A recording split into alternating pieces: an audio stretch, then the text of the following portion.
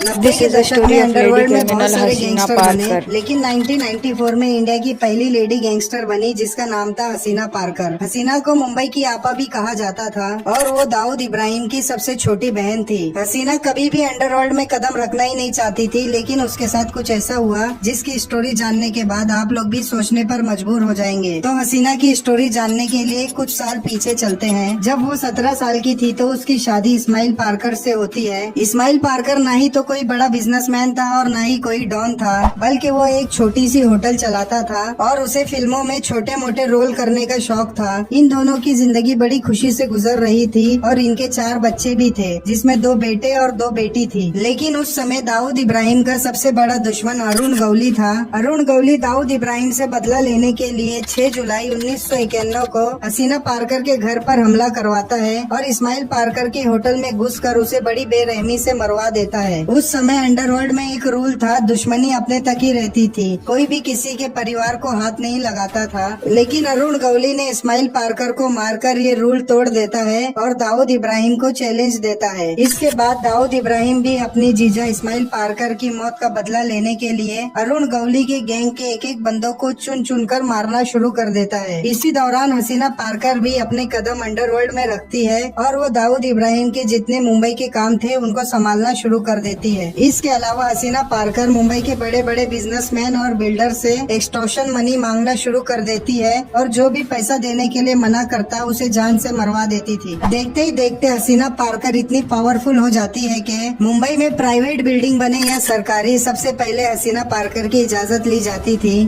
और उसका हिस्सा उसके घर पर पहुंचाना होता था। 2006 में जब स्लम डेवलपमेंट अथॉरिटी इंडिया में शुरू होती है तो हसीना पारकर भी इस बिजनेस पर उतरना चाहती थी। वो वडाला में एक प्रोजेक्ट शुरू करना चाहती थी जिसके लिए उसे 1 करोड़ रुपए की जरूरत होती है। एक बिल्डर जिसका नाम जय शाह था वो हसीना पारकर को 1 करोड़ रुपए देता है और काम शुरू करने के लिए कहता है, लेकिन किसी वजह से ये प्रोजेक्ट पूरा नहीं होता तो जय शाह अपने पैसे वापस मांगता है तो हसीना पारकर उसे सिर्फ 70 लाख रुपए ही वापस देती है और बाकी का 30 लाख अपना कमीशन बोलकर रख लेती है। जय शाह के कई बार पैसे मांगने के बाद भी हसीना उसे पैसे वापस नहीं देती तो उसे मजबूरी में पुलिस स्टेशन जाना पड़ता है। और मेरे लेकिन चैनल पुलिस भी हसीना पारकर के खिलाफ को भी केस करने से सब्सक्राइब सीधा मना कीजिए। कर देती थैंक है। यू तो जय friends, Shah have a Mumbai के नाइस डे। क्राइम ब्रांच ऐसे के ही और डीआईजी के वीडियो पास के लिए चले मेरे जाता चैनल है, को जहाँ सब्सक्राइब हसीना करना ना पारकर के ऊपर भूलिएगा। जिंदगी थैंक में यू। पहली बार एफआईआर होती है। जब पुलिस हसीना को पकड़ने के लिए उसके घर जा रही थी तो उसे पहले से खबर मिल जाती है और वो वहाँ से फरार हो जाती है। हसीना जिंदगी में एक ही बार कोर्ट गई जहाँ से वो बड़ी आसानी से बाहर भी निकल जाती है। अगर आप लोगों को हसीना पारकर की स्टोरी पर एक फुल वीडियो चाहिए तो कमेंट कीजिए।